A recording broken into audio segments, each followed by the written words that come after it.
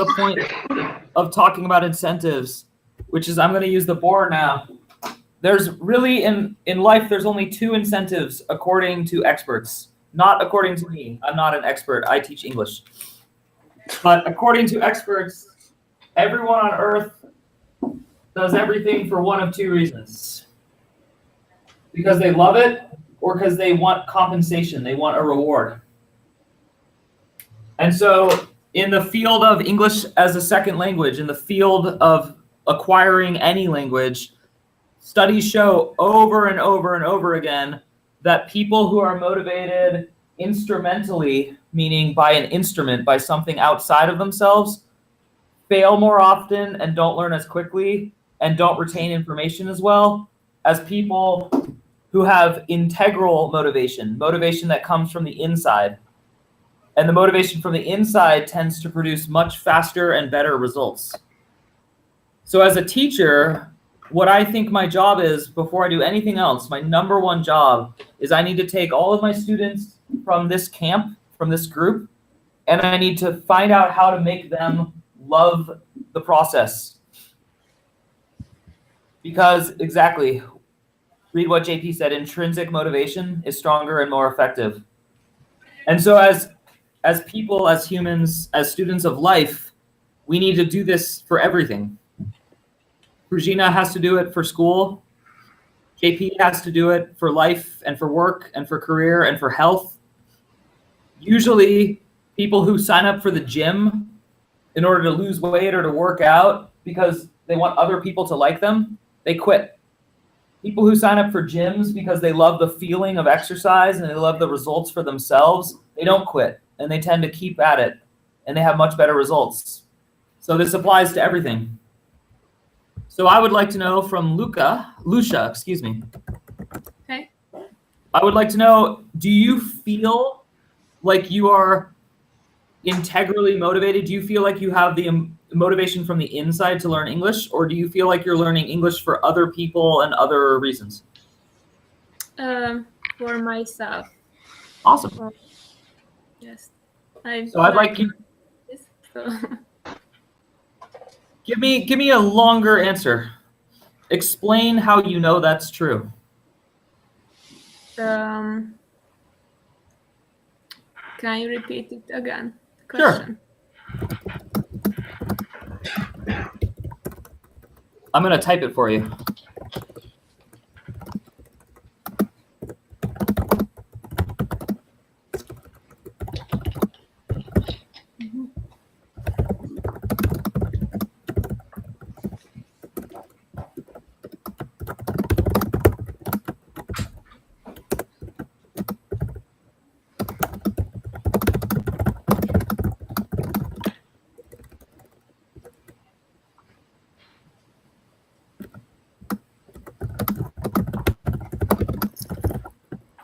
And this question that I just typed, I'm going to pretty much ask everyone to answer this question because we're going to run about 45 minutes today. So I want everyone to answer this question. But we're starting with Lucia because you seem motivated and I like your answer. I've started to learn languages because I had to start to learn at school.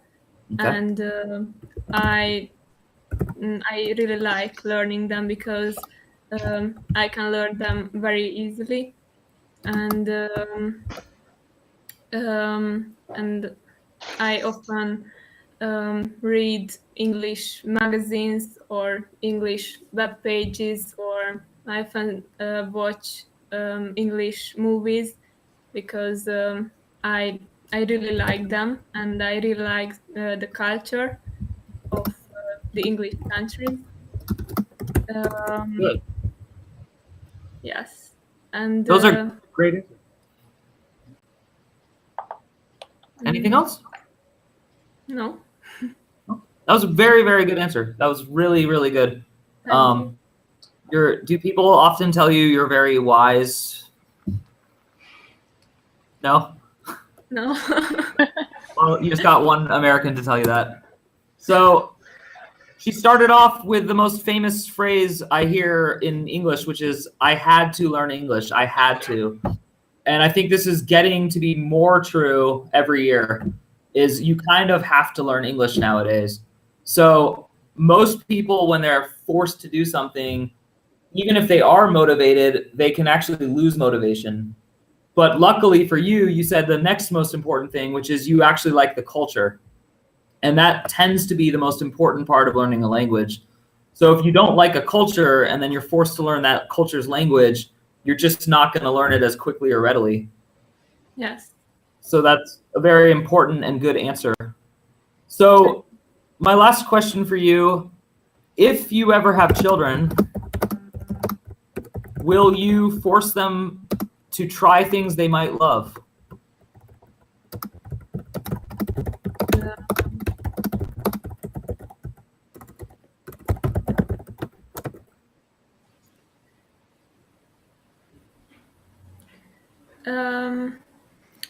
Yes, I think. I will try to motivate them to try new things and to gain new experiences, but I don't want them to feel bad or to feel not so good about it. So I don't want to force them to do things which they don't want to do. Awesome. So you gave a good answer because you said you won't force them to do things, but you may force them to try. Does that make sense to everyone? So the reason I asked you to look back at your childhood is because I think a lot of experience is the process of being forced to try something, but then if you don't like it, being allowed to quit, versus those parents and those people who are pushed to keep doing something when they don't want to. Mm-hmm. So interesting and very good. Thank you. Gabor, you are next. Yeah, thanks. Yeah, I would force them. Well, hold on. And... Let's go back to the first question real quick. Oh, I'm sorry. Yeah, that's okay. Which is, how do you know? Well, first of all, are you self-motivated to learn English, or are you motivated by other factors? No, I am motivated by myself because I like to speak better than now. And just the thing, I never find a good teacher in Hungary. And my primary intention is I have rewards learning English, because if I learn something interesting and I get in myself notice that I use the new phrases or new language structure, that is my reward. Awesome. Good answer. And good English. Thank you very much. You're So, a good liar. Is it a good teacher's job, and notice the word good is in there, is it a good teacher's job to motivate a student? At least a little, yeah, because this is a long process and you get tired in every process, and there is nothing class in this for a class. You might get rid of it. Awesome. My theory is that as we create this global community, we see that English is now becoming a survival skill. It's no longer something that you learn for pleasure necessarily. It's something that you need to know. And I think we're going to go to Frugina next, because she said a lot of this when she was talking about why she's going to school and why she's working hard. So Frugina, first of all, do you love learning English? Yeah, I actually do. I used to hate it, but then I came across a teacher who made me fall in love with English. And now everything that I love doing involves English. So. Awesome. So you're speaking my language, literally English, and then figuratively, which is what I feel as a teacher, which is you have to make your students fall in love with English somehow. You have to show them how it's the path to something exciting. And Lucia already said that she was doing that. So now I'll ask you the same question I asked Lucia, which is, if you had children, would you force them to try new experiences? Force is a very strong word. You think it on purpose. I would encourage them. Encourage them. Okay. Yeah, definitely encourage them. Okay, good. And TG, what are your thoughts about your own motivation for English? Honestly, I had two different reasons why I really wanted to speak and learn English. One is I always wanted to live in the US, and of course it's necessary if you want to live there. I mean, especially I really would like to live in San Francisco, and no one speaks Spanish there like in Miami. So I have to speak English. And the second reason was I always wanted to be a businessman. Actually, as soon as I could, I wanted to become a businessman. And I've known that without any English, without speaking English, it's impossible to become a good businessman and a successful businessman. So, I tried to do my best. I know enough to be a good businessman, and that's it. Good job. Good answer. Good English. I hope everyone noticed he corrected himself in the middle of speaking, and that as a teacher is a huge sign. I have a question for you, Lucia. Okay. Which is, what about with criminals? Can we incentivize criminals to stop being criminals? Because right now, most of the world uses threats, and we use jail and punishment to try to prevent crime. Can you prevent crime with incentives? Yes, I think so. We should begin this at school. We should talk to children at school and to talk to them how to behave well. And How to behave? What was the word? To behave. Okay, how to behave. Okay. Behave well with each other. So when they are adults, maybe they won't do any crimes. Okay. And so do you think that would work? Maybe, yes. Okay. And I'm asking this because my original question was about children. How did your parents motivate you? How did your parents encourage you? How did your parents incentivize you? Right?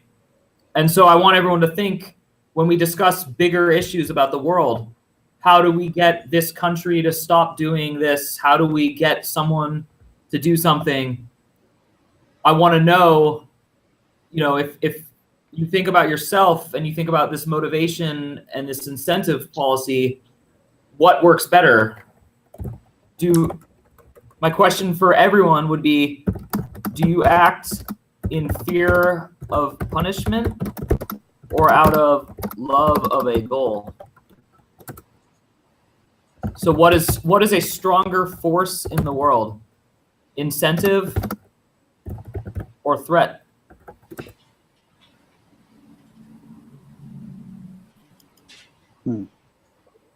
Well, I want to yes, I want us to vote, just like soup and salad. We should end the day with this question. What do you think works more effectively? What do you think is a better process between these two choices? But I don't want you to answer for other people. I want you to answer for yourself. So I want you to think about the times that you have not done something wrong, did you do something good because of incentive, or did you not do something wrong because of a threat? Is this question making sense? Yeah. It's a hard question, but try to answer it. Lucia, you're first because you're awesome. Incentive. Incentive. Full sentence. Can you use a full sentence? Yes. No.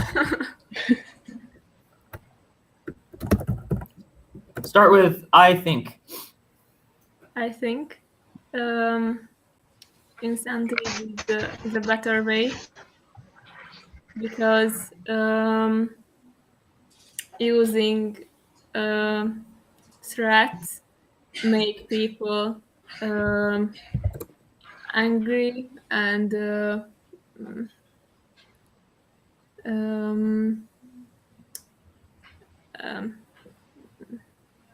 angry and negative.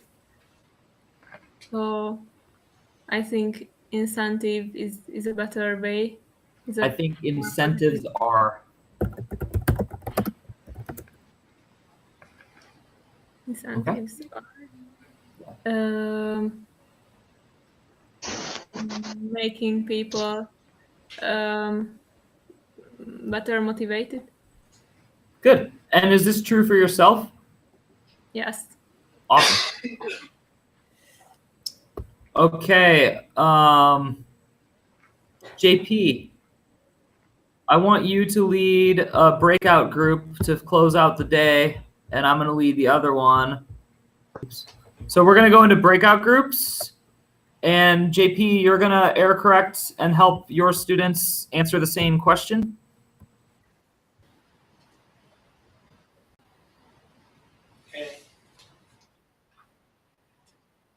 Yeah, I can.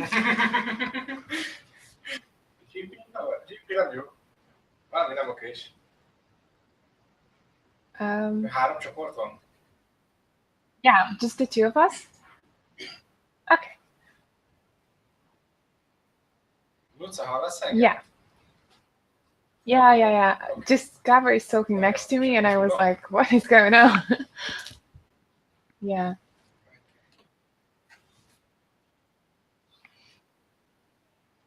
Well, it'd be nice to say incentive, but sometimes I think everyone acts because of fear. It happens. I think both. Because, like, I don't cross the road because of fear or fear of punishment, like a fine or something. But when I do something, when I hope it's good, it's because of incentive. Incentive. Yeah. Yeah. Mondd neki, hogy a izét nyissa meg. Yeah. Most of the time. Szerintem saját magát próbálja itt a listádon. How are you guys doing? Yeah. Awesome. To control the groups. Okay. Yeah. Yeah. Okay. Okay. Okay. Great. No, because Mark just joined into my group, so my group was the best. Okay. So no, but I mean, he joined the group and he was here on the chat, so. I want you to think about that, and I want you to think about working jobs. I want you to think about this as you go through, but I want you to think about it conceptually, and I want you to notice. Sorry, hold on.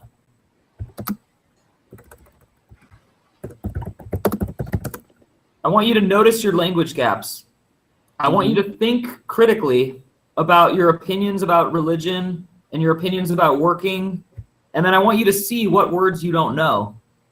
Mhm. Where are you having an actual block in vocabulary?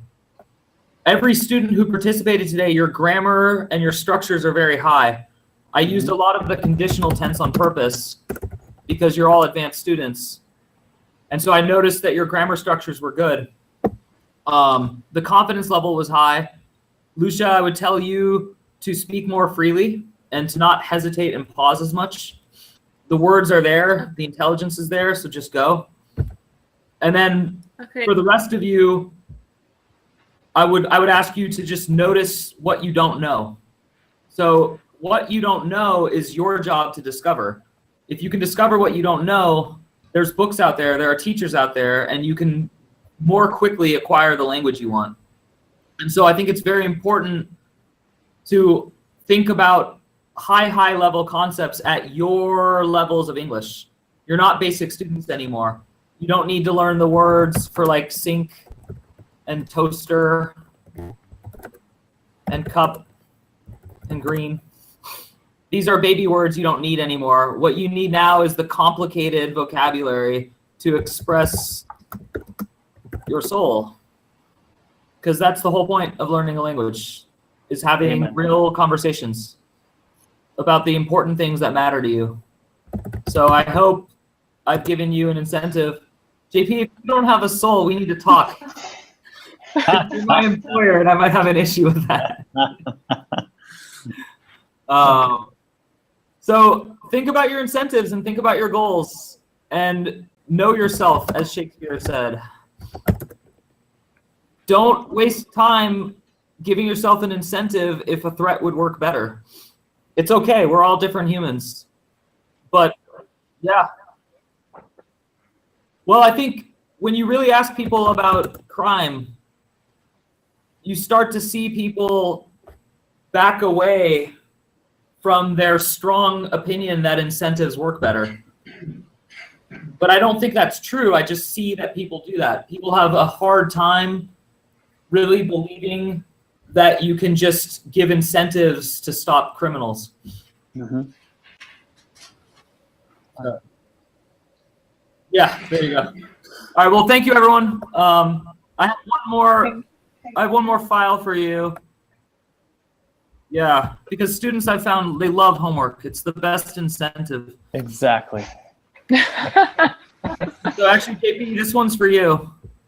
I thought you would like this article. Did it work? And it's called 5 Ways to Screw Up Employee Incentives. And so, yeah. And I found it was a very interesting article. It talks about how we may actually be making a lot of mistakes in the corporate world and with how we structure contracts. JP, you have a question. Go ahead. Good question. Well, I don't ever answer questions like that. I let students answer them. So we'll go to Gabor because I have Gabor, sorry. Gabor. I think in this case, the screw up means to destroy it. Close. Destroy is too strong. Decrease. Frugina, what do you think screw up means? Screw up in this sense? Yeah, to screw something up.